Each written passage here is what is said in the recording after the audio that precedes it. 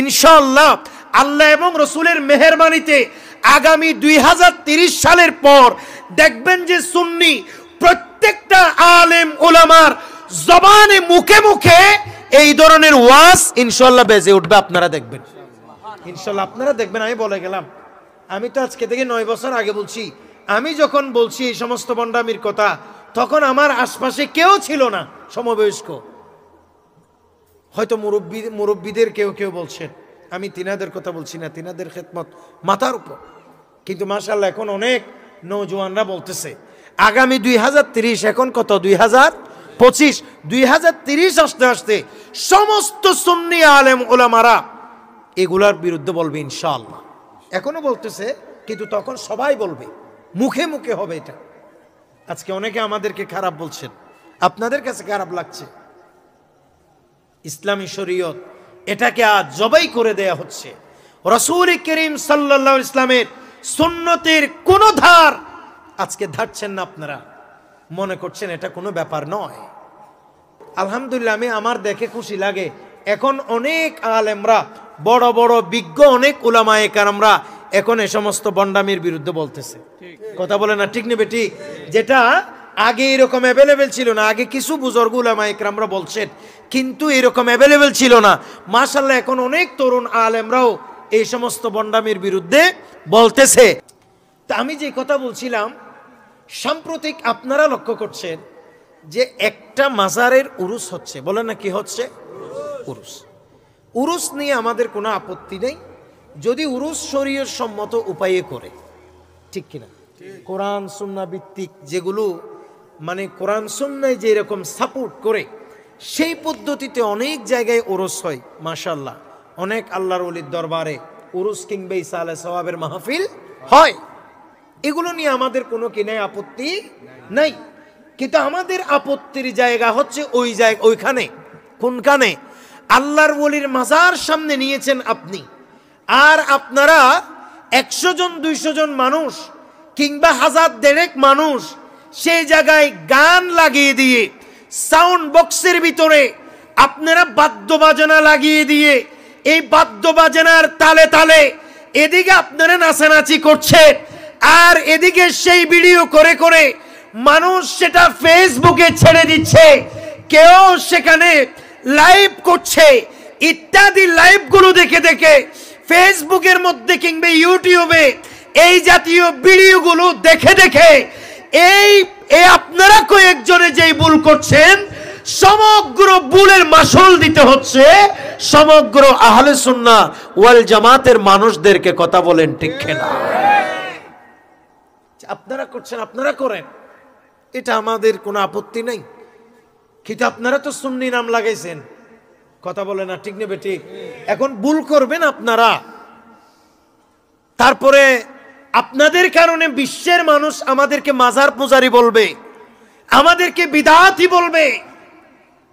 এটা এই দায়ভার তো আমরা নিতে প্রস্তুত নয়, কারণ এসবের সাথে আমাদের কোনো সম্পর্ক নাই। কি বলেন, আপনাদের সাথে সম্পর্ক আছে?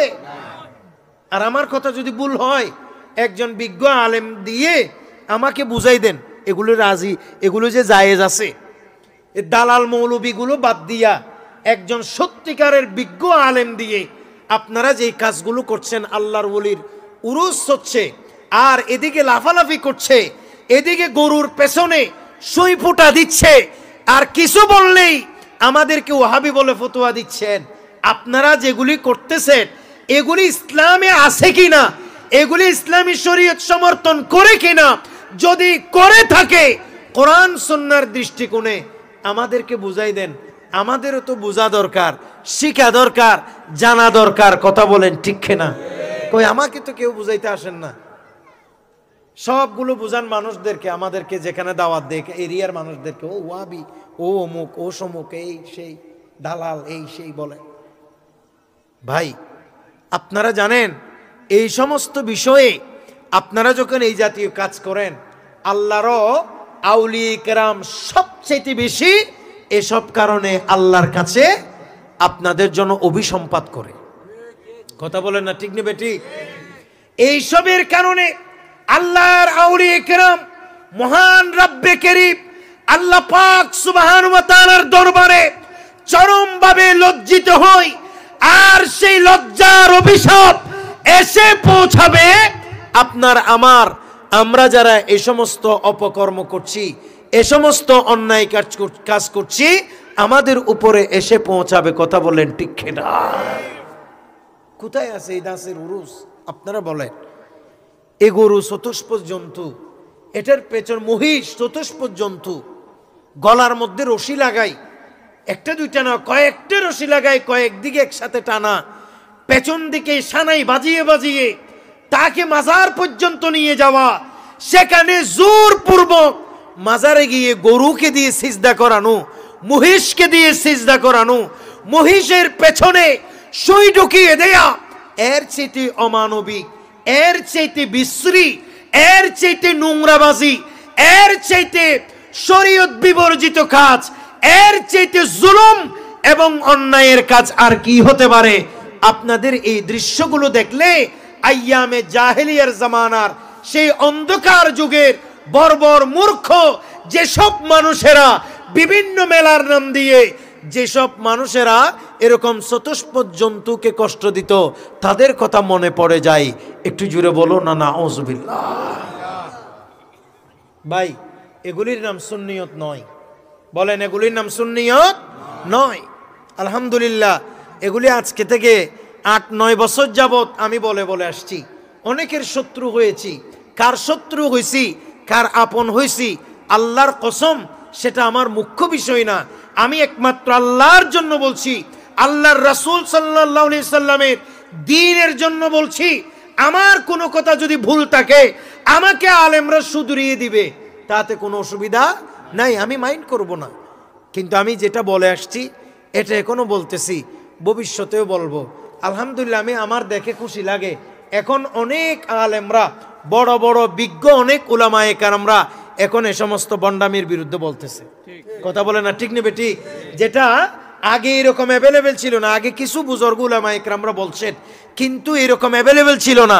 মাশাআল্লাহ, এখন অনেক তরুণ আলেমরাও এই সমস্ত বন্ডামির বিরুদ্ধে বলতেছে।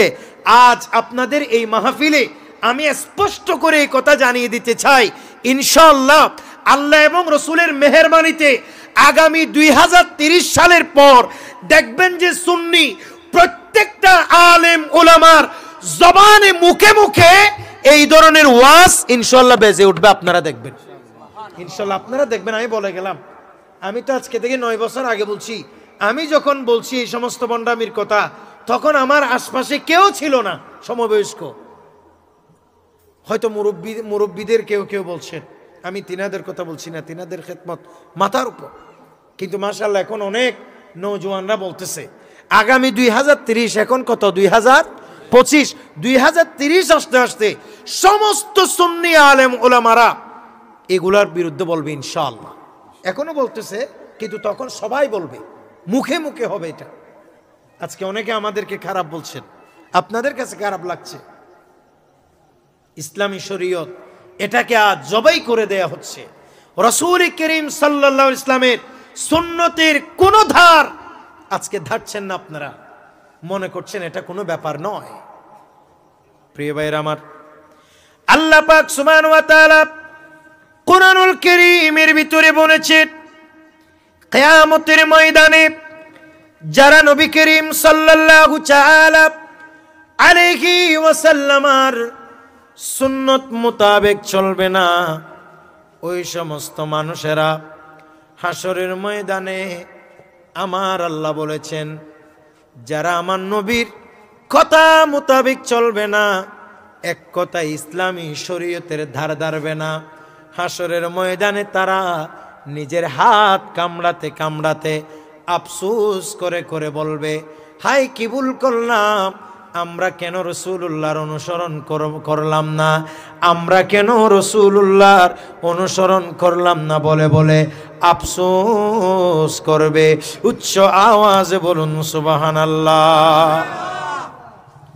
আল্লাহ পাক সুবহানাহু ওয়া তাআলা বলেছেন, আউযু বিল্লাহি মিনাশ শাইতানির রাজীম ওয়া ইয়াউমা ইয়াউদ্দুয যালিমু على يديه يقول يا ليتني اتخذت مع الرسول سبيلا একটু জোরে বলুন না সুবহানাল্লাহ।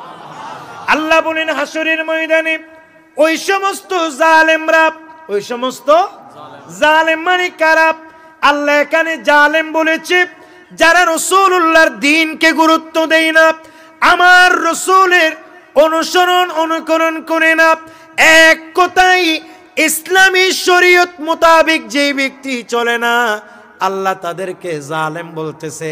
বলে হাসরের ময়দানে জালেমরা নিজের হাত কামড়াইতে কামড়াইতে আফসোস করে করে বলবে, হায় হায়, আজকের দিনে যদি আমরা জানতাম এমন আমাদের অবস্থা হবে, তাইলে আমরাও তো রাসূলুল্লাহর অনুসরণ করতাম। কিন্তু বড় আশ্চর্যের ব্যাপার হলো সেদিন আর নবীর অনুসরণের সময় থাকবে না। কথা বলেন ঠিক কিনা? আমার নবীর অনুকরণ যারা করে না, ইসলামী শরীয়ত মোতাবেক যারা চলে না, তাদেরকে আল্লাহর কোরআন বলতেছে জালেম। বলেন না, তাদেরকে কি বলতেছে? জালেম। সুতরাং আমি আপনাদেরকে অত্যন্ত বিনয়ের সাথে বলতেছি, জালেম হবেন না যুবক ভাইরা। আমার নবী যা বলেছেন, আমার নবীর কথা অনুযায়ী চলার চেষ্টা করেন।